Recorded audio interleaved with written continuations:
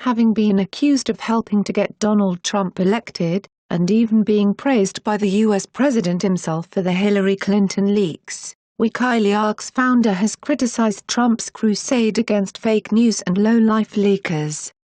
"The press should never apologize for publishing true information," Julian Assange tweeted on his Twitter account, which he reactivated earlier this week. The message was in response to a Trump tweet sent out early on Thursday morning, in which he wrote, "Leaking, and even illegal classified leaking, has been a big problem in Washington for years. Failing at NY Times, and others, must apologize." On Tuesday, the New York Times published a story, citing 4 current and former American officials, whose names were not given, which claimed that members of Donald J. Trump's 2016 presidential campaign and other Trump associates had repeated contacts with senior Russian intelligence officials in the year before the election. During a briefing in Washington on Thursday afternoon, Trump said the leaks are real, but the news is fake.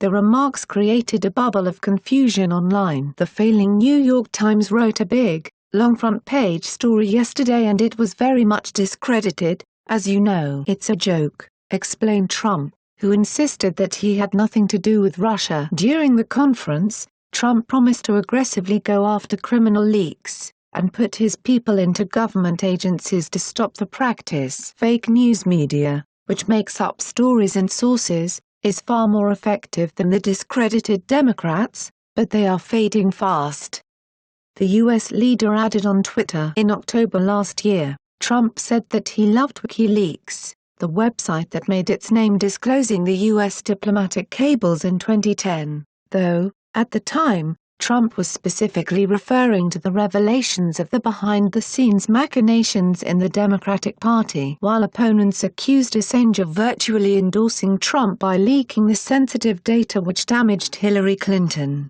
perhaps at the behest of Russia, the Australian whistleblower himself has never thrown his support behind the current U.S. leader. In fact, during a January interview from the Ecuadorian embassy, where Assange has been holed up since 2012, he predicted that WikiLeaks would have no allies in the White House, saying that the Donald Trump administration will form its own establishment and enter into a power-sharing relationship with the existing powers in D.C. "No system of authority likes those who undermine its authority." RT contributed to this report. It's News Exposed signing off.